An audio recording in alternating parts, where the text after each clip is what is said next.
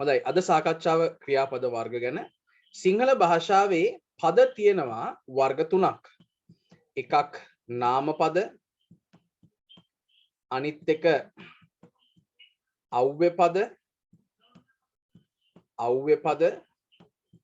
අනික ක්‍රියාපද. මේකේ නාමපද ගැන අපි කතා කරලා අවසන්. අපි විභක්ති පාඩමේදී කතා කළේ මේ නාමපද ගැන තමයි. ඊළඟට අව්‍ය පද නැවත වතාවක් කොටස් දෙකකට බෙදෙනවා. ඒ නිපාත සහ උපසර්ග. අපි කලින් ටියුට් එකේ නිපාතයි උපසර්ගයත් කතා කරලා අවසන් කරලා තියෙනවා. අපිට ඊළඟට කතා කරන්න තියෙන්නේ ක්‍රියාපද ගැන. දැන් බලන්න මම ටියුට් එකේ දීලා තියෙනවා මෙන්න මෙහෙම. කිසියම් ක්‍රියාවක් හෝ සිදුවීමක් හඟවන පද ක්‍රියාපද හෙවත් ආඛ්‍යාත වශයෙන් සැලකේ. කිසියම් ක්‍රියාවක් හෝ සිදුවීමක් හඟවන පද ක්‍රියාපද හෙවත් ආඛ්‍යාත වශයෙන් සැලකේ. එම ක්‍රියාව වී අවසාන නම් එය අතීත කාල ක්‍රියාවක් වේ. එම ක්‍රියාව වී අවසාන නම් එය අතීත කාල ක්‍රියාවක් වේ. ඒ කියන්නේ මොනවා හරි ක්‍රියාවක් හරි සිදුවීමක් හරි හඟවන පද අපි හඳුන්වන මොනවා විදිහටද? ආඛ්‍යාත කියලා. එතකොට ඒ ක්‍රියාව වෙලා ඉවරයි නම් අපි ඒක අතීත කාල ක්‍රියාවක් විදිහට නම් කරනවා. එම ක්‍රියාව අනාගතයේදී සිදුවීමට නියමිත එකක් හෝ වර්තමාන කාලයේ සිදුවමින් පවතින එකක් නම් අපි ඒවට කියනවා අනතීත ක්‍රියාපද කියලා. දැන් මේ බලන්න. යම් ක්‍රියාවක් සිදු වෙමින් පවතිනවා නම් හෝ සිදු වෙලා ඉවරයි නම් අපි ඒවට කියනවා ආඛ්‍යාත කියලා. හරිද? එතකොට ඒ ආඛ්‍යාතයේ මේ වෙනකොට සිදු වෙලා අවසන් නම් හරි සිදු වෙලා අවසන් නම් අපි යන්න ඒවට කියනවා අතීත කාල ක්‍රියා කියලා. නැත්නම් අතීත කාල ආඛ්‍යාත කියලා කියන්න පුළුවන්. අතීත කාල. ඊළඟට ඒ ක්‍රියාපදය සිදු වෙමින් පවතිනවා නම් හෝ සිදු වෙමින් පවතිනවා නම් හෝ සිදුවීමට නියමිතයි නම් හොඳට අහගන්න. සිදු වෙමින් පවතිනවා නම් හෝ සිදුවීමට නියමිතයි නම් සිදුවීමට නියමිත නම් ඒ කියන්නේ සරලවම කිව්වොත් එහෙම මේක මොන කාලද? මේක වර්තමාන කාල හෝ මේක අනාගත කාලයි නම් අපි අන්න ඒ දෙකටම කියන පොදු නම තමයි අනතීත කියලා කියන්නේ. හරිද? යම්කිසි ක්‍රියාවක් සිදු වෙලා අවසానයි නම් අපි ඒකට කියනවා අතීත කාල කියලා. සිදු වෙමින් පවතිනවා නම් හෝ සිදුවීමට නියමිතයි නම් අපි ඒව හඳුන්වනවා අනතීත කාල කියලා. සිදු වෙමින් පවතිනවා නම් වර්තමාන කාලය, සිදුවීමට නියමිතයි නම් මේ අනාගත කාලයි. අපි මේ දෙකටම කියන නමක් තමයි මොකද්ද? අනතීතයි. අනතීතයි. දැන් මෙහෙමනේ. කර්තෘකාරක කර්මකාරක වාක්‍ය ලිවීමේදී අපි පාවිච්චි කරනවා ධාතු දෙකක්, ලද ධාතුව සහ ලබ ධාතුව. දැන් ලද ධාතුව පාවිච්චි කරන්නේ අතීත කාලයි. හරිද? ලබ ධාතුව පාවිච්චි කරන්නේ අනතීත කාලයි නම් මම මේ පාඩම උගන්වනකොටත් මේ වචනේ කියලා තියෙනවා. අනතීත කාලයි නම් අනතීත කාලයි කියලා කියන්නේ එක්ක මේක වර්තමානයි වෙන්න ඕනේ නැත්නම් මේක අනාගතයි වෙන්න. ආයි පාරක් කියන්න. දැන් ක්‍රියාපද අපිට නැත්නම් ආඛ්‍යාත කොටස් තුනකට වෙන් කරන්න පුළුවන්. මේක සිදු වෙලා ඉවරයි නම් අතීත, සිදු වෙමින් පවතිනවා නම් වර්තමාන, සිදුවීමට නියමිතයි නම් අනාගත. හරිද? ඒක තේරුම් ගන්න පුළුවන් හොඳම නිදසුන තමයි අපි කර්තෘකාරක කර්මකාරක වාක්‍ය ලියනකොට පාවිච්චි කරනවා ලද ධාතුව සහ ලබ ධාතුව. හරිද? ලද ධාතුව සහ ලබ ධාතුව. එතකොට මේ ලද ධාතුව අපි පාවිච්චි කරන්නේ අතීත කාල ක්‍රියාවක් නම්. ලබ ධාතුව පාවිච්චි කරන්නේ අනතීත කාල ක්‍රියාවක් නම්. අනතීතයි කියන්නේ එක්ක මේක වර්තමාන වෙන්න ඕනේ නැත්නම් මේක මොන කාල වෙන්න ඕනේ? නැත්නම් මේක අනාගත කාල වෙන්න ඕනේ. එක්ක මේක වර්තමාන වෙන්න ඕනේ නැත්නම් මේක අනාගත වෙන්න ඕනේ. පැහැදිලිද? එතකොට එහෙනම් දැන් ඕගලන්ට පැහැදිලි වෙන්න ඕනි මේකේ ප්‍රධාන කාල තුනක් තියෙනවා. ඒ තමයි අතීත, වර්තමාන සහ අනාගත. පැහැදිලිද? අපි යන්කෝ පාඩමට.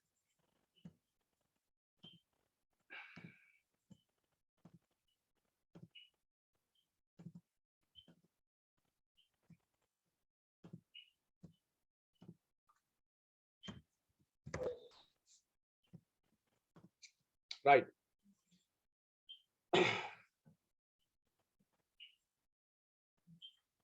ක්‍රියාවට යටත් වෙන පද නැති වාක්‍ය හා බැඳෙන ක්‍රියා අකර්මක ක්‍රියා නම් වේ.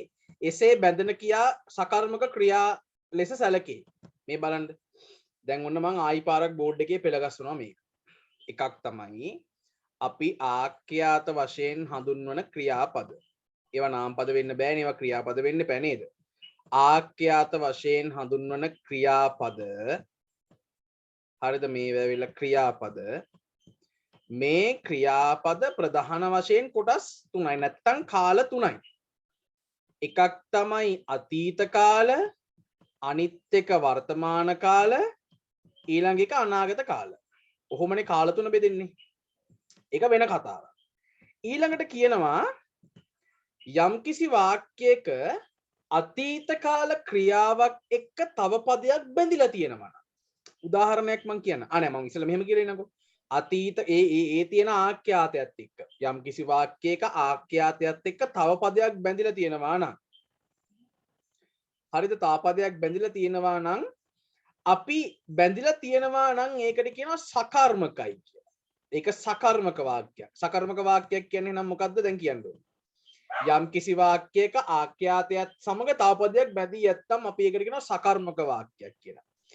ආඛ්‍යාතයක් එක්ක තව පදයක් බැඳිලා නැත්නම් අපි කියනවා ඒකට අකර්මක වාක්‍යයක් කියලා.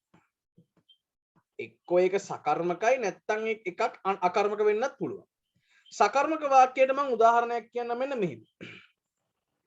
මම දරුවන් අමතමි. මම දරුවන් අමතමි. දැන් මම ওই වාක්‍ය ටයිප් කළොත් එහෙම මෙන්න මෙතන.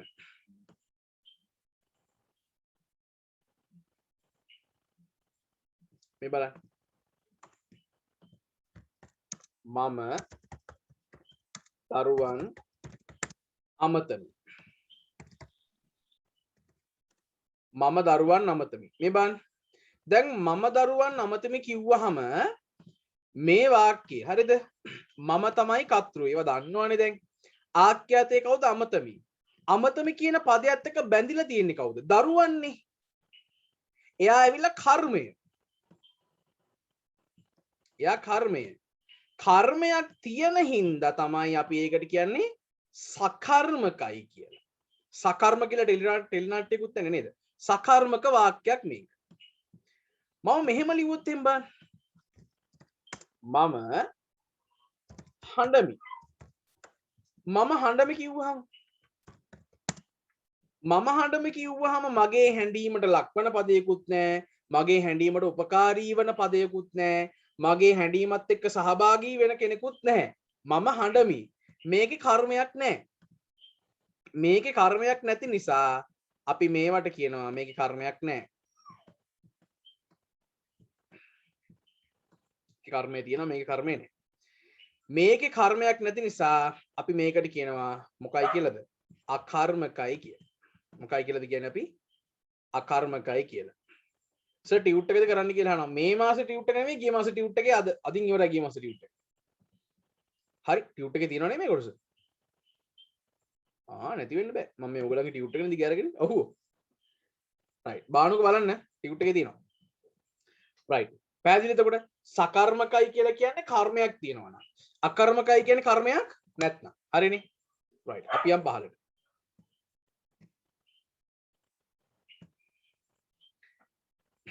දැන් ඔන්න මම ආයි පාරක් අර ඡේදේ කියවනවා. දැන් ඕගොල්ලෝ අදහස තියෙන හින්දා ඒ අදහසත් එක්ක මේක කියවන්න. කිසියම් ක්‍රියාවක් හෝ සිදුවීමක් හඟවන පද ක්‍රියාපද හේවත් ආඛ්‍යාත වශයෙන් සැලකේ. එම ක්‍රියාව වී අවසාන නම් එය අතීත කාල ක්‍රියාවක් වේ. අනාගතයේ සිදුවන හෝ වර්තමාන කාලයේ සිදු වෙමින් පවතින බව හඟවන ක්‍රියාපද අනතීත කාල ක්‍රියාපද නමින් හැඳින්වේ. අනතීත කාල ක්‍රියාපද නමින් හැඳින්වේ. ක්‍රියාවට යටත් වන පද නැති වාක්‍ය නේද තියෙන්නේ? ක්‍රියාවට යටත් වන පද නැති වාක්‍ය හා බැඳෙන ක්‍රියා අකර්මක ක්‍රියා නම් වේ. එසේ බැඳෙන ක්‍රියා සකර්මක ක්‍රියා ලෙස සැලකේ. పూర్ව ක්‍රියා. දැන් ඔන්න අපි ක්‍රියා වර්ග ටික අඳුර ගන්න පටන් ගන්නවා. ඒ අර්ථය අපිට අඳුන ගන්න තියෙන පද තමයි මොනවද? පූර්ව ක්‍රියා, මිශ්‍ර ක්‍රියා, විධි ක්‍රියා, ප්‍රයෝජ්‍ය ක්‍රියා සහ ප්‍රාර්ථනා ක්‍රියා, අසම්භාව්‍ය ක්‍රියා. ඊට පස්සේ සකර්මක අකර්මක ඔය විදිහට තියෙනවා. හරිනේ. අපි යන්කෝ දැන් අපි එකින් එක මේක විසඳගෙන යන්කෝ. පූර්ව ක්‍රියා. ඔන්න දැන් අර මේ අපේ ප්‍රශ්න පත්‍ර පන්තියේදී මම දාන ප්‍රශ්න වලට එහෙම දැන් වරදින්න බෑ මෙතනින් පස්සේ හොඳේ. පූර්ව ක්‍රියා. අවසාන ක්‍රියාවට පෙර යෙදෙන කර්තෘ විසින් කරනු ලබන ක්‍රියා හඟවන පද පූර්ව ක්‍රියා නම් වේ. තේරුන්නේ මේ බලන්න. කොහොමද කොට තේරුන්නේ මේ? අවසාන ක්‍රියාවට පෙර කර්තෘ විසින් කරනු ලබන ක්‍රියා හඟවන පද පූර්ව ක්‍රියා නම් වේ. මේ බලන්න. අද සඳුනි වත්සලා ඉන්නවද ක්ලාස් එකේ? සඳුනි වත්සලා ඉන්නවද ක්ලාස් එකේ? ඉන්නවනේ. හරි. සඳුනි මට ඔයාගේ පණිවිඩය හම්බුණා. ඔයා හැන්දෑවේ කියලා තිබ්බ පණිවිඩය මට හම්බුණා. මම බැලුවා මේකටත් ආවේ නැද්ද කියලා. හරි. අවසාන ක්‍රියාවට පෙර කර්තෘ විසින් කරනු ලබන ක්‍රියා හඟවන පද පූර්ව ක්‍රියා නමින් හැඳින්වේ. මේ බලන්න දැන් මම ලියන වාක්‍යයක් මෙන්න මෙහෙම.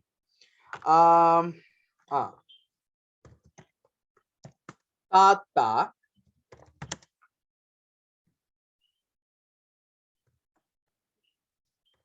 පොත බලා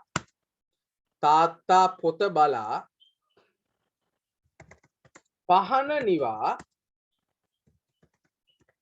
නිදාගත්තේය. තාත්තා පොත බලා පහන නිවා නිදාගත්තේය. දැන් මේ බලන්න. මේකේ කර්තෘ කවුද? දැන් ඉස්සෙල්ලාම මේක හරි පිළිවෙලටම يعني නීට් එකට අහගන්න හොඳයි. අවසාන ක්‍රියාවට පෙර අවසාන ක්‍රියාව මොකද්ද? ඉස්සෙල්ලා මේක බලන්න. අවසාන ක්‍රියාව නිදාගත්තේ කියන එකනේ. ඒ අවසාන ක්‍රියාවට පෙර කර්තෘ විසින් කරනු ලබන ක්‍රියා. කවුද කර්තෘ? කර්තෘ තමයි තාත්තා. හේතුව තාත්තනේ මේ වාක්‍යයේ වැඩේ කරපු කෙනා. ඒ නිසා එයා තමයි කර්තෘ. කර්තෘ විසින් කරනු ලබන ක්‍රියා අවසාන ක්‍රියාවට කලින් කර්තෘ කරපු ක්‍රියා ටික මොනවද බලන්න ඕනේ. තාත්තා පොත බලා මං දුඹුරු පාටින් මම ලකුණු කරන්න. තාත්තා පොත බලා මං කොටුවක් අඳින්නම්. මෙන්න මේක පූර්ව ක්‍රියාව. පොත බලලා ඉවර කරලා මොකද කරේ? පහන නිවා නිදා ගන්න යන්න කලින් පහන නිව්වා. පහන නිවල තමයි නිදාගත්තේ. එතකොට මෙතන තියෙනවා පූර්ව ක්‍රියා දෙකක්. බලා කියන එක එක, නිවා කියන එක දෙක. පැහැදිලිද? එතකොට ඕන් තියෙනවා පූර්ව ක්‍රියා දෙකක්. තාත්තා පොත බලා පහන නිවා නිදාගත්තේය. තව වාක්‍යයක් බලමු අපි. හෙද සිසුවිය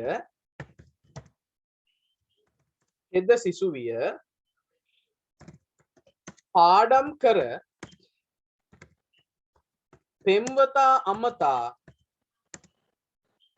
පෙම්වතා අමතා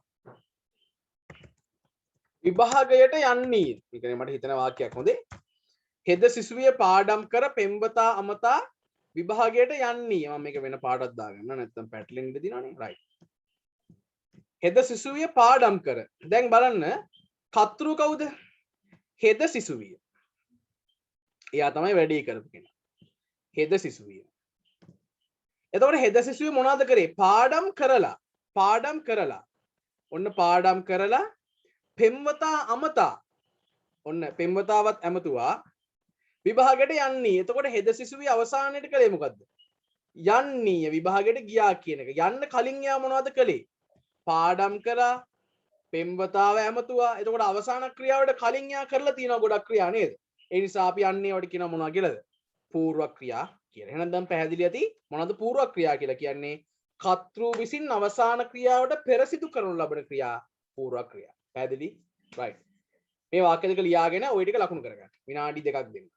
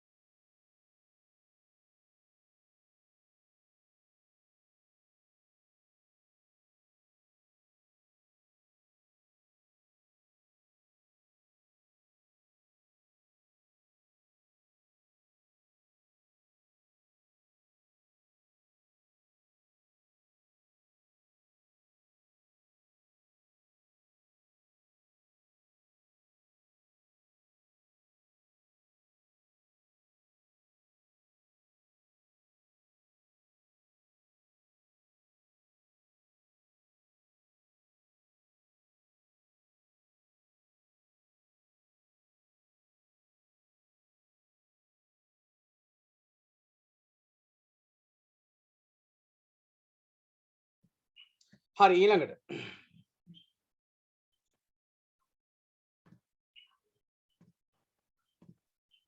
මිශ්‍ර ක්‍රියා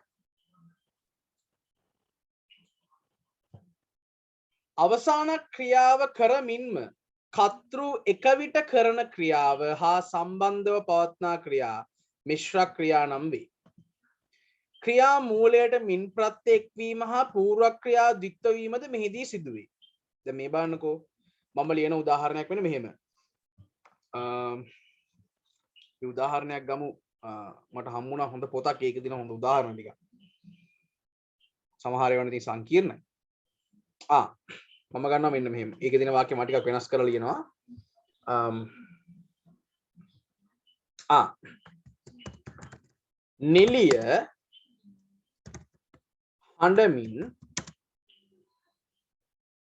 නිලිය හඬමින් රඟපාන්නී. නිලිය හඬමින් රඟපාන්නීය කිව්වහම මේ බලන්න. දැන් මෙතන මොකද්ද වෙලා තියෙන්නේ? කර්තෘ තමයි නිලිය. අවසාන ක්‍රියාව කරමින්. එතකොට කර්තෘගේ අවසාන ක්‍රියාව රඟපාන්නීයනේ. රඟපාන්නීය කියන අවසාන ක්‍රියාව කරන ගමන් තව ක්‍රියාවක් කරනවා. ඒ මොකද්ද? හඬමින්. ඒ කියන්නේ නිලිය රඟපාන්නේ අඬන ගමන් කියන එකනේ. දැන් අන්න ඒ වගේ ක්‍රියාවලට අපි කියන මොන ක්‍රියා කියලාද? මිශ්‍ර ක්‍රියා කියලා. හැබැයි මේකේ තියෙන පොඩි මැජික් එකක්. මැජික් එක තමයි අපිට මිශ්‍ර ක්‍රියාවක් ආකාර දෙකකට ලියන්න පුළුවන්. එකක් තමයි ප්‍රകൃතියට මින් ප්‍රත්‍ය එකතු කරනවා. ඒක නැත්නම් ක්‍රියා මූලයට මින් ප්‍රත්‍ය එකතු කරන උදාහරණයක් හඬ කියන ක්‍රියා මූලයට මින් කියන ප්‍රත්‍ය එකතු කරාම හඬමින් වෙනවා. එතකොට ඒක මොකක් වෙනවද? ඒක මිශ්‍ර ක්‍රියාවක් බවට පත් වෙනවා. හරිද? එහෙම නැත්නම් මේක අපිට ද්විත්ව කරන්න පුළුවන්. ද්විත්ව කරන්නේ කොහොමද මේ බලන්න. ඔන්න මම ද්විත්ව කරලා ලියනවා. මේ බලන්න. නිලිය හඬා රඟපාන්නී. දැන් තේරුණාද වැඩේ වෙන විදිහ? එක්කෝ අපිට ඒ කියන්නේ දෙකෙන් කැමතිකයි ඒ කියන්නේ එක්කෝ අපිට මිශ්‍ර ක්‍රියාව ලියන්න පුළුවන් මේ ක්‍රියා මූලයට මින් ප්‍රත්‍ය එකතු කරලා. හරිද? වෙන මේ විදිහට මින් ප්‍රත්‍ය එකතු කරලා. නැත්තම් අපිට පුළුවන් මොකද්ද? ක්‍රියා මූලයේ ද්විත්ව කරන්න පුළුවන් මේ දෙපාරක් දාලා තියෙනවා. පැහැදිලිද? එහෙනම් අන්න ඒවට අපි කියනවා මොනවා කියලාද? මිශ්‍ර ක්‍රියා කියලා. ඊළඟට අපි බලමු තව එකක්. ජනාධිපතිවරයා ජාතිය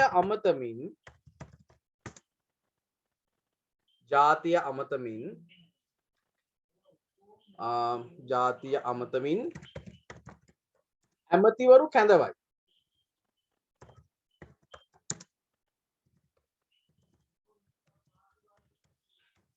ජනාධිපතිවරයා ජාතිය අමතමින් ඇමතිවරු කැඳවයි. දැන් එතකොට මේ බලන්න කර්තෘ තමයි කවුද? ජනාධිපතිවරයා. කර්තෘ තමයි කවුද? ජනාධිපතිවරයා. එතකොට ජනාධිපතිවරයා අවසානයේට කරන්නේ මොකද්ද? ඇමතිවරුන්ව කැඳවන එක. ඇමතිවරුන්ව කැඳවන ගමන්ම කරන ක්‍රියාව මොකද්ද? ජාතිය අමතමින්. ඒ කියන්නේ අමත කියන ක්‍රියාමූලයට මින් කියන මොකක් දාලාද? ප්‍රත්‍ය දාලා. ඕකම අපිට ඕනනම් මොකක් කරලා ලියන්න පුළුවන්ද? මේක ද්විත්ව කරලා ලියන්න පුළුවන් නේ. ද්විත්ව කරලා ලියන එක ඕගොල්ලෝ තනියම ලියන්න. හරි මම විනාඩි 3ක් දෙනවා මේ සටහන දාගන්න.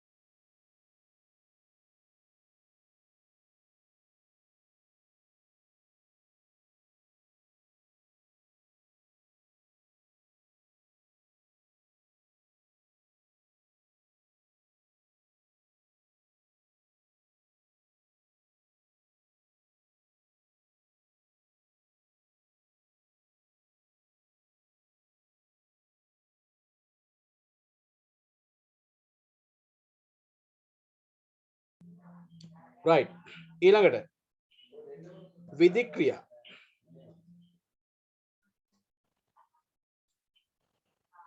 විධික්‍රියා ආදරයෙන් එහෙම නැත්නම් අනාදරයෙන් විධානයක් හෝ අනදීමක් හෝ නියම කිරීමක් හෝ හඟවන ක්‍රියාපද විධික්‍රියා නම් වේ. ආදරයෙන් අනාදරයෙන් විධානයක් හෝ අනදීමක් හෝ නියම කිරීමක් හෝ හඟවන ක්‍රියාපද විධික්‍රියා නම් වේ. ඒ කියන්නේ මොකද්ද? දැන් හිතන්න මෙන්න මෙහෙම. දැන් ආදරයෙන් කොහොමද අපි ආරාධනාවක් කරන්නේ නැත්නම් මේ sorry ආදරයෙන් කොහොමද විධානයක් කරන්නේ අනාදරයෙන් කොහොමද අපි මේ විධානයක් කරන්නේ? දැන් හිතන්න මෙහෙම. කවුරු කෙනෙක් කියනවා අනේ ඔයා ඒ සින්දුව කියන්න. එහෙම කිව්වහම පොඩි සැර නැති ගතියක්, පොඩි සාන්ද්‍රණයේ අඩු ගතියක් දැනෙනවනේ. මෙහෙම කිව්වොත් නෑ ඔයාට සින්දුව කියන්න බෑ. එහෙම කිව්වොත් කියන්න සිද්ධ වෙනවා. දැන් මට ඊයේ එහෙම එකක් වුණා. දැන් මං ඊයේ කාලයකට පස්සේ ඉස්කෝලේට ගියා. අර ගුරු දිනේට අපේ ඉස්කෝලේ තිබ්බ පොඩි වැඩසටහන ගියාට පස්සේ මේ අතනම කර රියසල් එකක්. ගියාට පස්සේ මේ දැන් අපේ ඉස්කෝලේ වාද්‍ය වෘන්දේනේ හිටියේ. ගියාට පස්සේ ඉතින් මමත් කලින් වාද්‍ය වෘන්දේ නියෝජනය කරපු හින්දා මංගලකට ගිටාර එකක් ගහලා දීලා කියනවා මේ සින්දුවක් කියමු කියලා. ඊට පස්සේ මම කෝ බෑ දැන් නම් සින්දු කියන්න බෑ. මෙතන කියන ළමයිනුත් බලාගෙන ඉන්නවා. මම සින්දු කියන්න අවශ්‍ය නැහැ කියලා. ඊට අපේ සංගීත සර් ඇවිල්ලා මට කිව්වා නෑ සින්දුවක් කියන්න ඕනේ. ඉතින් කිව්වා. ඒකට අර ආදරයෙන් කිව්වම අර මුල් කට්ටියමට ගිටාරයක් ගහලා දුන්නාම අර ආදරයෙන් ඉච්ච දෙයක්. හැබැයි සංගීත සර් ඇවිල්ලා කියනවා මේ කියන්න ඕනේ කියලා ගොරවසේ කියන්න සිද්ධ වෙනවනේ. එතකොට විධික්‍රියාවක් කියන්නේ අන්න එහෙම එකක්. දැන් හිතන්නකෝ ඕක අතීතයේ තිබ්බා. අගෙන පුරාතන සාහිත්‍යයේ තිබ්බා. දැන් එව, කව, බොව, යව, බලව, මරව ඒවා මොනවා වෙනවද? ඒවට අපි කියනවා විධික්‍රියා කියලා. දැන් උදාහරණයක් හිතන්න. අපි හිතමු එහෙම. එම්බල පුරෝහිත මෙහි එව. දැන් මෙහෙම කියන්නත් පුළුවන්. එම්බල පුරෝහිත මෙහි එව. පොඩි ආදරයෙන් පොඩි කරුණාවන්ත ගතියක් තියෙනවා. එම්බල පුරෝහිත මෙහි එව. එහෙම කියන්නත් පුළුවන්. නැත්නම් එම්බල පුරෝහිත මෙහි එව. එහෙම කියන්නත් පුළුවන්. එක එක විදිහට කියන්න පුළුවන්. හැබැයි කොහොම නමුත් ඒක ආදරයෙන් වුණත් ඒක අනාදරයෙන් වුණත් විධික්‍රියාවක් කරනවා නම් අනදීමක් කරනවා නම් අපි අන්න ඒවට කියන මොනවා කියලාද? විධානයක් කරනවා නම් අපි ඒවට කියන මොනවා කියලාද? විධික්‍රියා කියලා. හරිද? අපි ඒවට කියන මොනවා කියලාද? විධික්‍රියා කියලා. ආදරයෙන් අනාදරයෙන් විධානයක් හෝ අනදීමක් හෝ නියම කිරීමක් ඔබ විභාගයේ පාස් වී යුතුයි. නියම කිරීමක්. ඒක නියම කිරීමක් නේ. පැහැදිලිද? ඔබ විභාගයට A9ක් ගත යුතුමයි. එහෙම සමහර ගෙවල් වල කියනවනේ. එතකොට ඒක විධික්‍රියාවක්. ඒක විධානයක්. හරිද? එතකොට ආන් ඒවට අපි කියන මොනවා කියලාද ළමයි? විධික්‍රියා කියලා. දැන් මේ බලන්න. මම කියනවා මෙන්න මෙහෙම. ළමයිනි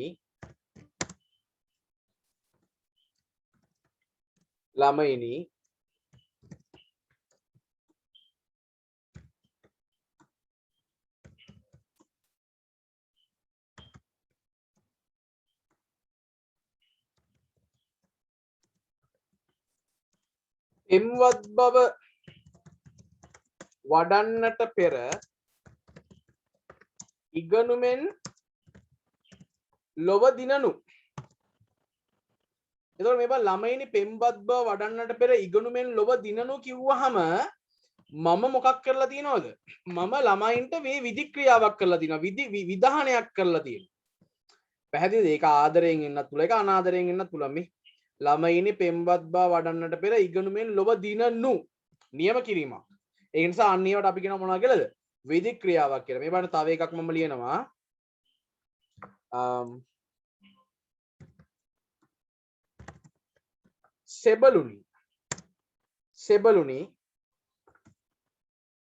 සෙබළුනි රණකාමී වී මව්බිම සුරකිනු. සෙබළුනි රණකාමී වී මව්බිම සුරකිනු. මොකද මේ බලන්න. දැන් සෙබළුනි රණකාමී වී මව්බිම සුරකිනු කිව්වහම ඒක අපිට ආදරෙන් කියන්නත් පුළුවන් නේ සෙබළුනි. රණකාමී වී මව්බිම සුරකින්න. අපි ඒගොල්ලන්ට නිදහස් දවසේ අපි ඒගොල්ලන්ගෙන් ඉල්ලනවා වගේ එකක් අපිට දැන් නිකන් මට හිතනවා නිකන් තව ඉදිරියේදී නැවත වතාවක් නිකන් පොඩි නිකන් පිපිරීමක සේයාවක් නිකන් මට නිකන් හිතෙනවා. මගේ තියෙන පොලිටිකල් මොකක්ද ඒකට කියන්නේ පොලිටිකල් සෙන්ස් එක අනුව. හරිද? ඒක වෙන්නත් පුළුවන් නොවෙන්නත් පුළුවන්. පොඩි එකක් නිකන් දැනනවා නිකන් තැන් තැන් වල බෝම්බ තියෙනවා ඒවා අහු වෙනවා. ඒවා තිබ්බේ කවුද කියලා දන්නෙත් නැහැ. දැන් මම හිතන සතියකට විතර කලින් ආයෙ බෝම්බ කරුවන් දෙන්නෙක් ඇල්ලුවා. ඒව සමහරලාට අපේ මාධ්‍යවල පළ වෙන්නෙත් නැහැ. මීට මාස දෙකකට විතර කලින් අනුරාධපුර පැත්තේ හෝ වවුනියාව පැත්තේදී ක්ලේමෝ බෝම්බයක් එක්ක කාන්තාවක් අත්අඩංගුවට ගත්තා. එතකොට නිකන් තාම අර ත්‍රස්තවාදී එහෙම නැත්නම් අර අන්තවාදීත්වයේ අර අඳුරු සෙවණලි තාම තැන් තැන් වල නිකන් හොල්මන් කරනවා දෝ කියලාත් මට නිකන් හිතනවා. සහ LTT සංවිධානය නැහැ කියලා කිව්වට ඒක නැත්තේ ලංකාවේ විතරයි. පිටරට ඕනි තරම් තියෙනවා. මම මේ ළඟදිත් මම පන්තිත් කිව්වද මන් දන්නේ නැහැ. මම මේ ළඟදී මොකක් හරි මේ ප්‍රභාකරන් ඒගොල්ලන්ගේ ඔය අමතනවනේ රැස්වීම එහෙම ඔය මහවිරු දිනේට එහෙම ඒ සමරනකොට මේ කරගෙන හිටපු ක්‍රියාව තමයි විදි ක්‍රියාව. ඒකේ තිබ්බා උදාහරණ දෙකක්. ඒ උදාහරණ දෙක ලිව්වද කියලා මට මතක නැහැ. ලිව්වේ නැත්තම් ලිව්වද ලිව්වනම් කියලා ලිව්වා කියලා.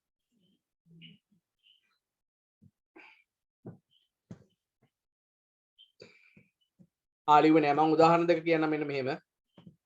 ඒක මැකුණේ කොහොමද කියලා මම මේ කල්පනා කරන්නේ. අපි ලියමු මෙහෙම. දරුවනි පෙම්වත්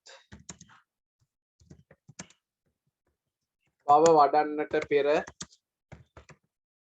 ඉගනුමෙන් ලොව දිනනු. පෙම්වත් බව වඩන්නට පෙර ඉගනුමෙන් ලොව දිනනු. ඕක එකක්. අනිත් එක අපි ගමු. සෙබළුනි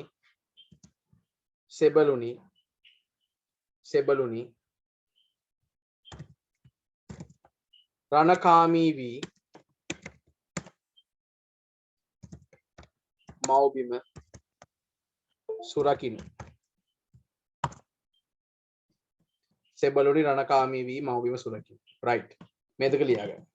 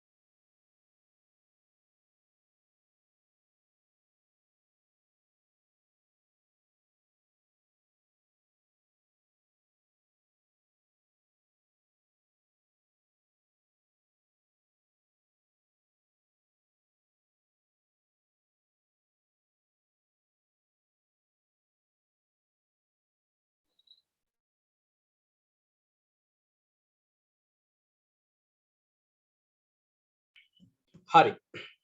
ඊළඟට දැන් අපි පහලට යමු. ප්‍රයෝජක ක්‍රියා. අනුන් විසින් කරවනු ලැබීම හඟවන ක්‍රියා ප්‍රයෝජක ක්‍රියා නම් වේ. එහි ව ප්‍රත්‍යයද යෙදී. දැන් මේ බලන්න. පිළිගන්න මෙන්න මෙහෙම.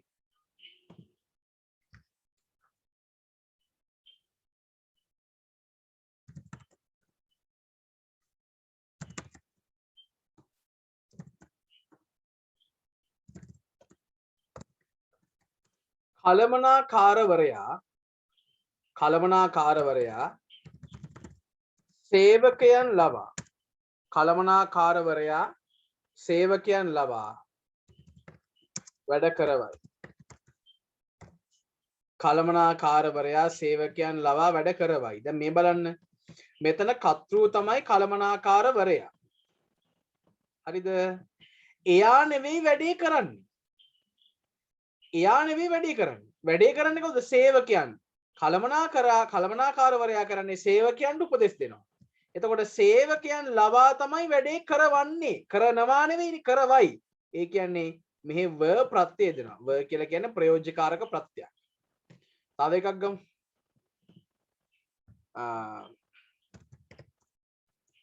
ගුරුතුමිය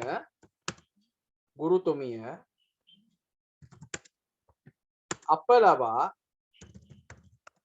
චිත්‍ර අන්දවයි.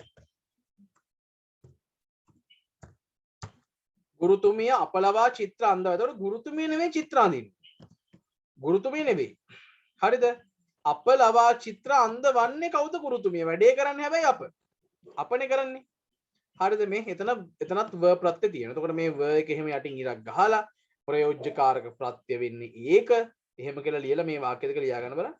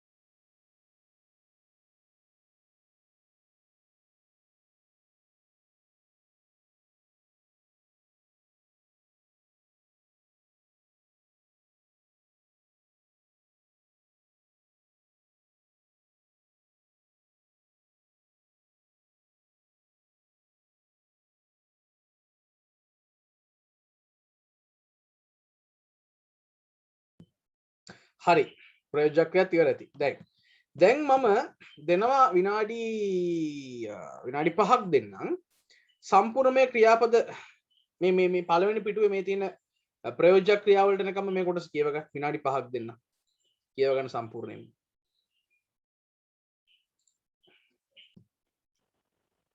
හරි right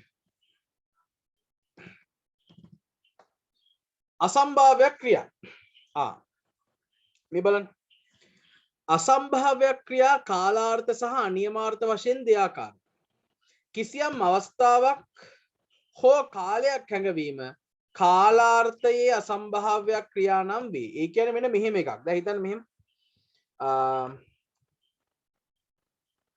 මෙන්න මෙහෙම එකක් ගමු. වැසි වසිද්දී ළමයි වැසි වසිද්දී ළමයි වැසි වසිද්දී ළමයි නිවෙස් වලට යති. වැසි වසිද්දී ළමයි නිවෙස් වලට යති. එතකොට මේ බලන්න වැසි වහින කොට තමයි ළමයි නිවෙස් වලට යන්නේ. ඒ නිසා මේක මොකක් වෙනවද? කාලාර්ථ අසම්භාව්‍ය ක්‍රියාවක්. මේ බලන්න තව එකක් අපි ගමු.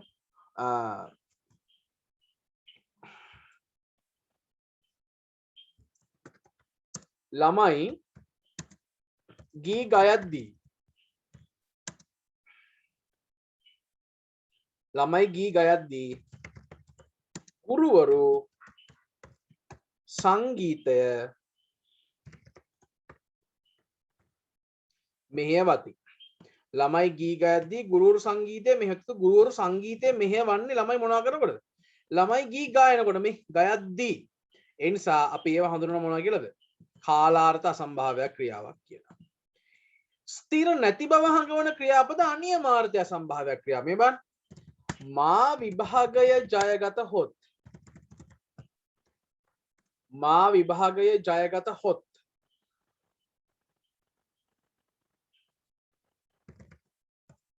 දෙමව්පියෝ සතුටු වෙති. මා විභාගයේ ජයගත හොත් දෙමව්පියෝ සතුටු වෙති. එතකොට මම ජය ගත්තොත් ෂුවර් නෑ හොඳේ. විභාගයේ ජය ගත්තොත් දෙමව්පියෝ සතුටු වෙති. මේ බලන්න තව එකක්.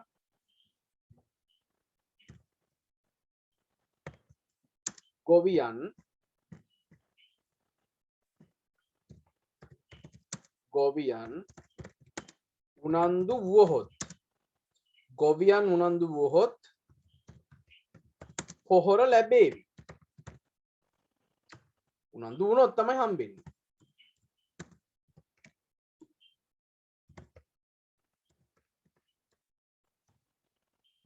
ගොවියන් උනන්දු වුවහොත් පොහොර ලැබේවි.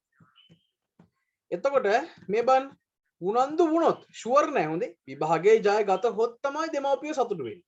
ජය ගත්තොත් කියන අදහස. ගොවියන් උනන්දු වුවහොත් තමයි පොහොර ලැබෙන්නේ. ඒ නිසා අන්න ඒවා මෙතන ජයගත හොත් කියන අනියමාර්ථ අසම්භාව්‍ය ක්‍රියාව. උනන්දු වුවහොත් කියන අනියමාර්ථ අසම්භාව්‍ය ක්‍රියාව. ලියා ගන්න බෑ.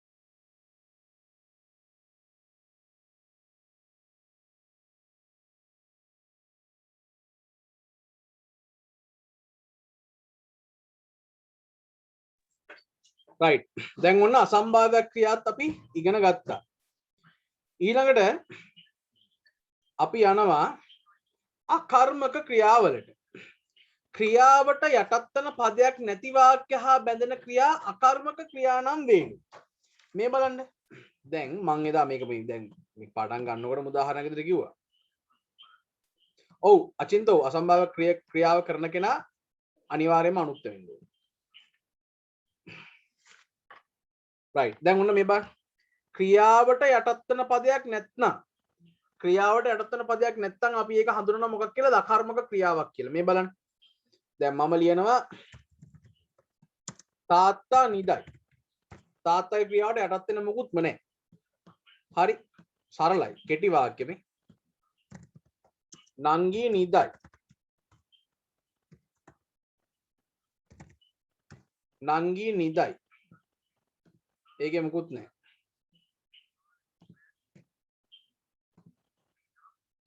ඊළඟට අපි ආයෙ එකක් ගමු මා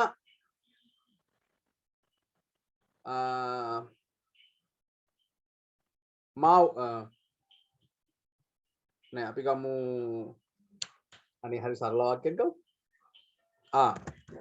බල්ලා බුරයි ඕන් මොනවද ඔන්නවට අපි කියන මොනවා කියලාද අකර්මක ක්‍රියා කියලා හරි කර්තෘගේ ක්‍රියාවට යටත් වෙන පදයක් නැහැ ඒ නිසා අපි වට කියන මොනවා කියලාද අකර්මක ක්‍රියා කියලා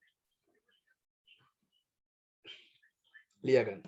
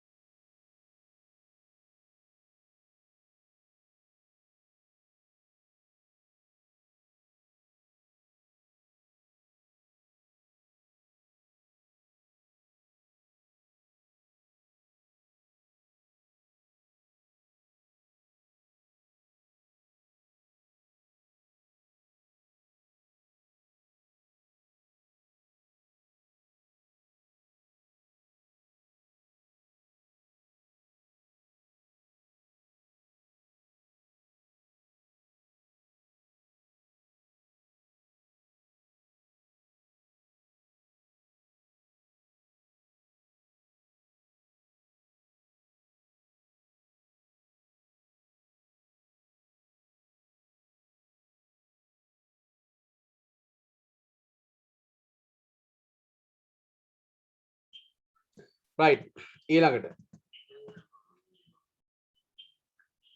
සකර්මක ක්‍රියා සකර්මක ක්‍රියා කියලා කියන්නේ ක්‍රියාවට යටත් වෙන පදයක් ඇති වාක්‍ය සකර්මකයි කියලා කියන්නේ මොකද්ද ක්‍රියාවට යටත් වෙන පදයක් ඇති වාක්‍ය දැන් මේ බලන්න මෙන්න මෙතන බලන්න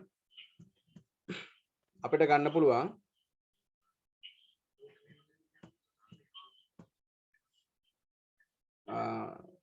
කොහොමද ටයිප් කරලා දෙන්න නැහැ හරි මේ සකර්මක ක්‍රියාවක් කියලා කියන්නේ කර්තෘගේ ක්‍රියාවට යටත් වෙන පදයක් තියෙනවා නේද මේ බලන්න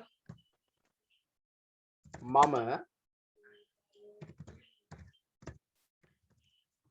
වෛද්‍යවරයෙකු හමු වන්නෙමි මම වෛද්‍යවරයෙකු හමු වන්නෙමි එතකොට මේ බලන්න මගේ හමුවීම මම තමයි වාක්‍ය කර්තෘ මගේ හමුවීමට ලක්වන පදයක් ඉන්නවා එහෙම වාක්‍ය වලට අපි කියන මොනවා කියලාද සකර්මකයි කියලා. මේ බලන්න තව එකක්. පෙම්වතිය පෙම්වතා අමතයි. එතකොට පෙම්වතියගේ ක්‍රියාවට ලක් වෙන පදයක් ඉන්නවා. එයාගේ ක්‍රියාවත් එක්ක බැඳිච්ච කෙනෙක් ඉන්නවා. ඒ නිසා ඒක මොකක් වෙනවද? ඒ වෙවිලා සකර්මක. යකදුරා ආතුරයා සුව කරයි. යකදුරා ආතුරයා සුව කරයි. එතකොට යකදුරාගේ ක්‍රියාවත් එක්ක බැඳුණු පුද්ගලයෙක් ඉන්නවා. ඒ නිසා අපි යන්න ඒවට කියන මොන වාක්‍ය කියලාද? සකර්මක වාක්‍ය කියලා. ලියගන්න.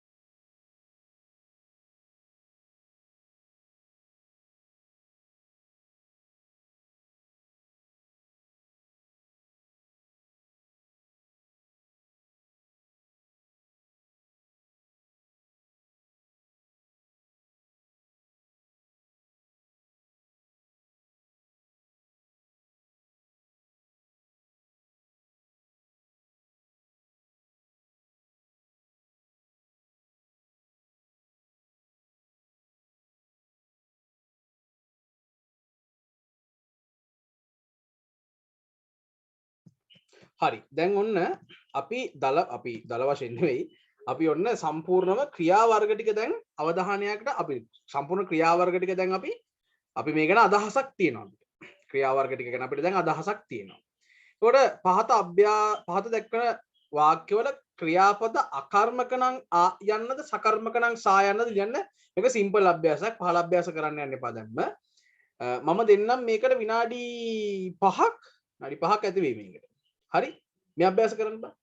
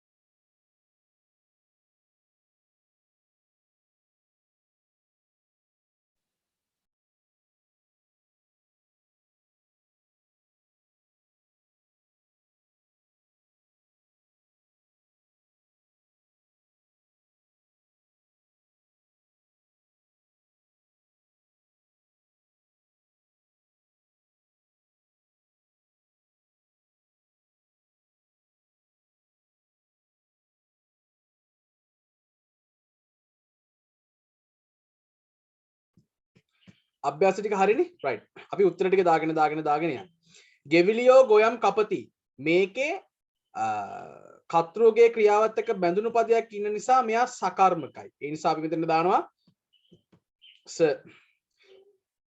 ඊළඟට සුලංහමයි කිව්වහම සුලං එක බැඳුණු පදයක් නැහැ ඒ නිසා එයා අකර්මක මාමා බත් කෑවේ මාමාගේ කෑමට බැඳිලා තිබ්බ පදයක් ඒ නිසා එයා සකර්මක තරු බබලයි කිව්වහම තරු වලට බැඳිච්ච පදයක් නෑ එයා අකර්මකයි. දීවරයෝ මාළු අල්ලති කිව්වහම එයා සකර්මකයි. මොකද මාළුත් එක්ක බැඳුණු පදයක්. එළුවෝ කොලකති කිව්වහම එළුවන්ගේ කෑමට ලක් වෙච්ච පදයක් ඉන්නවා. ඒ නිසා එයා සකර්මක. ගඟ ගලයි කිව්වහම මොකුත් නෑ. දැන් ඔය වගේම සින්දුවක් තියෙනවා අර සිත හඬයි මාතනි වෙයි මා දවාලයි මේ ශෝකේ ආදරෙන් මා ලැබුවේ කඳුල පමණද මේ ලෝකේ කියලා සින්දුවක් තියෙන්නේ. ඒකෙත් අකර්මකයි ඔක්කොම. ගඟ ගලයි ගස් සුළඟට සෙලවේ කිව්වහම සෙලවෙන්න එකට පාවිච්චි වෙන පදයක් තියෙනවා. ඒක සකර්මකයි. ලේන්නු අඹ කති කිව්වහම අඹ කන්නේ අඹනේ සකර්මකයි. ඉර බසී කිව්වහම මොකුත් නැහැ ඒක අකර්මක. පැහැදිලි? සිම්පල් කේස් එකක් තිබිලා තියෙන්නේ නේද? අපි යනවා පහලට. කළු අකුරින් සඳහන් පද අයත් ක්‍රියා වර්ග නම් කරන්න. අපෝ ලේසි. දාගෙන යන්න බලන්න උත්තර ටික.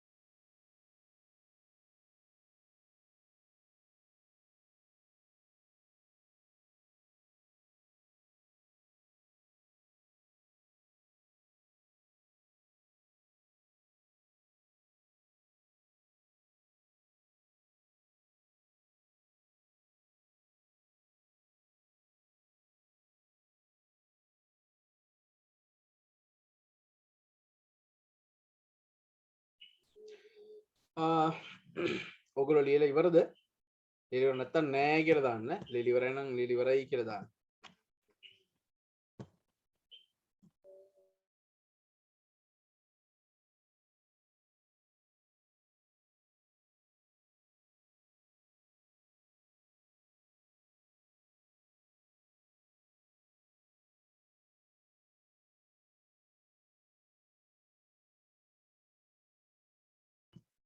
හරි ඉවරයිලු නේද දැන් බලන්න කියන්න කියමින් කියා කියවයි කියද්දී කිව්වොත් කියමින්නේ තද කළු අකුරින් මුද්‍රිත වෙලා දින නේද දැන් ඒක හොයාගන්න ලේසි මේක මිශ්‍ර ක්‍රියාවක් මේකේ උත්තරේ මිශ්‍ර ක්‍රියාවක් මේක හොයාගන්න ලේසි අපිට ඇයි ලේසි මොකක් වෙලා තියෙනවද ක්‍රියාමූලයට මින් ප්‍රත්‍ය ඇවිල්ලා තියෙනවා ඒ නිසා ඒක මොකක්ද මිශ්‍ර ක්‍රියාවක් කපවයි කපද්දී කැපුවොත් කපමින් කපන්න කපා කපන්න තද කළු අකුරින් මුද්‍රිත නේද තද කළු අකුරින් මුද්‍රිත නිසා අපි කපන්න කියන එක හඳුන්වනවා මොකක් කියලාද මතක් වෙන්නේ අපි ඒක හඳුන්වනවා විධික්‍රියා කියලා විධික්‍රියා ලියා ලියන්න ලිව්වොත් ලියමින් ලියද්දී ලියවයි ලිව්වොත් අනියමාර්ථයේ අසම්භාව්‍ය ක්‍රියා අනියමාර්ථයේ අසම්භාව්‍ය ක්‍රියා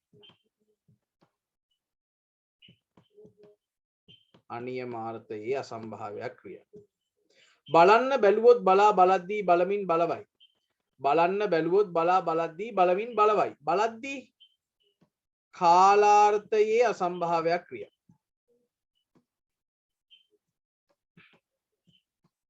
කාලාර්ථයේ අසම්භාව්‍ය ක්‍රියා කාලාර්ථයේ අසම්භාව්‍ය ක්‍රියා නටා නටවයි නටන්න නටමින් නටද්දී නටුවොත් නටවයි කියලා කියන්නේ මොකද්ද ඒක උව ප්‍රත්‍ය වෙලා තියෙනවා ඒ නිසා කවුරු හරි කෙනෙක් ලවා කරන නිසා අපි ඒකට කියනවා ප්‍රයෝජ්‍ය ක්‍රියා කියලා හරි right දැන් මට පොඩ්ඩක් ඉන්න මේකේ පෝල් එකක් ක්‍රියේට් කරන්න බෑ නේද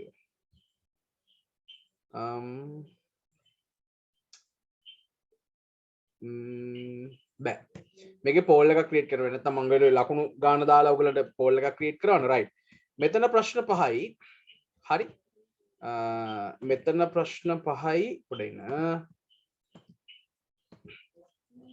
right මෙතන ප්‍රශ්න පහයි අතන ප්‍රශ්න 10යි ඔක්කොම ප්‍රශ්න 10 ඔක්කොම ප්‍රශ්න 15යි එතකොට මට කියන්න ඒ ප්‍රශ්න 15න් බෑනේ කොහොමත් එහෙම කරන්න බෑ මට කියන්න ප්‍රශ්න 15න් තමන්ගේ ලකුණ තමන්ට හිමි ලකුණ දාගෙන zoom user කියලා ඉන්නේ කවුද කරුණාකරලා තමන්ගේ නම දාගන්න කවුරු වුණත් තමන්ගේ නම දාගන්න zoom user කියන කෙනා තමන්ගේ නම දාගන්න ඒ අතර අනිත් කට්ටිය තමන්ගේ ලකුණ දාගෙන යන්න අචින්ත පඬුල දාලා දිනවා 15යි උපේක්ෂ දාලා දිනවා 15යි good සත්සරණි 15යි අරෝෂ 15යි සුපිපි 15යි පබෝධ්‍යා 15යි ඉඳුනි 15යි නෙත්මි 15යි විහිණි 15යි බානුක 15යි ෂා කට්ටියට වැඩේ තේරලානේ zoom user නම හදාගන්න මොන දෙවෙනි මතක් කිරීම තුන්වෙනි පාර මතක් කළම රිමූව් කරනවා ඒ නිසා කරුණාකරලා නම හදාගන්න පුතා මම දන්නේ මාත් එක්ක ගොඩක් හිතවත් කෙනෙක් වෙන්නේ නැති සමහර විට ඒත් මම නම දන්නේ නිසා මට මීටින් එකේ තියාගන්න බෑ ඊළඟට තව කවුද ඉන්නේ බානුක 15යි දිනදී 15යි සඳුනි 15යි සෙව්වන්දි 15යි උත්පලා 15යි තීක්ෂණ 15යි චමෝද්‍ය 15යි තව කවුද ඉන්නේ තව ඉන්නවා බර සෙට් එකක් දාන්න ලෝචන ලක්ෂාන් මදුෂිකා නිත්මි දෙමිනේ මට හිතෙන්නේ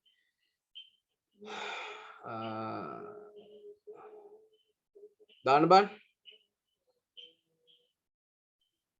right අවසාන මතක් කිරීම නම වෙනස් කරේ නැහැ ඒ හින්දා මම මීටින් එකෙන් අයින් කරනවා කවුද කියලා මම දන්නේ නැහැ මාත් එක්ක හිතවත් දරුවෙක්ද කියලා මම දන්නෙත් නැහැ හැබැයි හිතවත් දරුවෙක් නම් සමා වෙන්න ඔන්න හැමෝම සාකි කියලා අයින් කරන්නේ හිතවත් දරුවෙක් නම් සමා වෙන්න දන්නේ නැති කෙනෙක් නම් ඒත් sorry මීටින් එකෙන් අයින් කරන්න සිද්ධ වෙනවා මම 3-4 පාරක්ම කිව්වා නම වෙනස් කරගන්න කියලා ඒක නොසලකා හරිනවා කියලා කියන්නේ මම මීටින් එකේ තියාගන්නේ නැහැ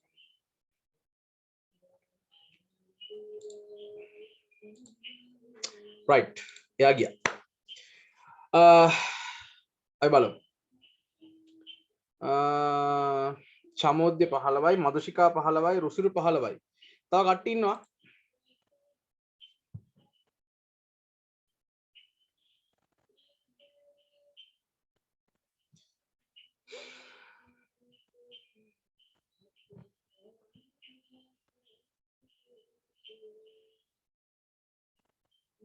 ලෝචන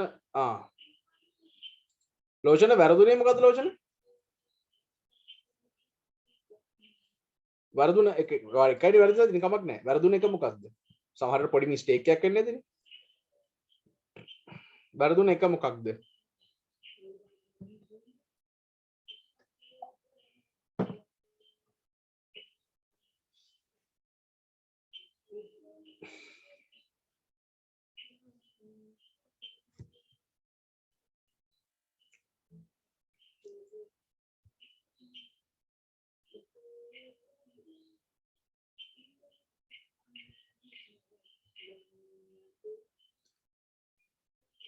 කර්මකාරක ලෝචන කර්මකාරක කියලා එකක් තිබෙන්නේ නැහැ නේ. අකර්මක සකර්මක කියේ නේද? හරි හරි හරි. මට වැරදුන එකේ පින්තූරයක් ගහලා හරි දාන්න මම බලන්න මොකද කියලා. මට සිග්නල් නෑස මංස කියලා දෙද්දි ලිවිති ලකුණුවෙන් වැඩක් නැහැ. හරි රුමේෂි මම දන්නවා ඔයාට වැඩි පුළුවන් වෙනවා කියන නිසා අවුලක් නැහැ. රයිට්. තව කවුද ඉන්නේ? උත්තර දැම්මද ඔක්කොමලා? කොතව දාන්න ඉන්න කට්ටිය?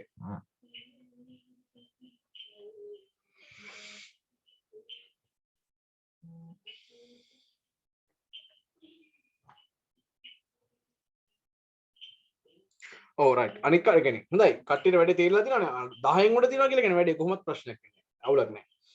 රයිට්.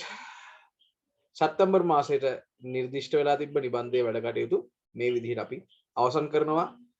තව විනාඩි 15ක් විතර තියෙනවා. මොනවා හරි දැනගන්න යමක් තියෙනවා නම් මොනවා හරි අහන්න යමක් තියෙනවා නම් අහන්න. අහන්න කිසි ප්‍රශ්නයක් නැහැ.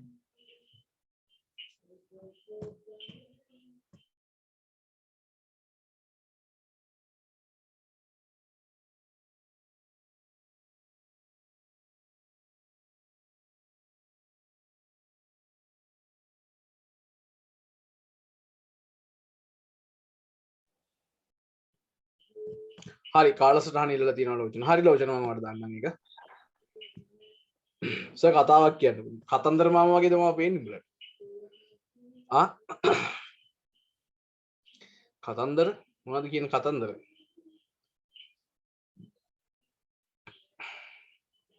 ඔන්ලයින් ටෙස්ට් එකේ ලකුණු දෙන්නේ කවදද? අන්තිම උත්තර ටික බලාගෙන යන්නේ. ඊට පස්සේ ඒවා රෑන්ක් කරන්න ඕනි. ඊට පස්සේ මම ඒවා ලකුණු දෙනවා පුළුවන් තරම් ඉක්මනින්. මේ දවස් ටිකේ ඇත්තටම ඔන්ලයින් ටෙස්ට් එකේ ලකුණු දෙන්නෙත් මමනේ. එතකොට මට ඇත්තට මේ දවස් ටිකේ ගෙදර ඉන්න වෙලාවක් නැති ප්‍රශ්නේ තියෙන්නේ. ඒ නිසා මම මේ ඉක්මනටම ලකුණු දෙන්න මේ දවස්වල එහෙට මෙහෙට දුවනවා. දුවන්න තියෙන මේ ප්‍රමාණය වැඩ ටික වැඩි. ඒ හින්දායි මේ පොඩ්ඩක් පමා වෙලා තියෙන. හැබැයි මම ඉක්මනටම ලකුණු දෙනවා. සාතික ටිකත් print කරලා අවිලා තියෙනවා. ඇත්තටම සර් මාර හොඳ කෙනෙක්. තීක්ෂණ thank you. God of story can't tell right now. දැන් වෙලාවක් නැහැනේ. නිසා මම හෙට ඔයගොල්ලෝ එන්න 10 වසරේ තියරි ක්ලාස් එකට එන්න. අපි ඒකද කියමු. හෙට මම හිතන්නේ මේ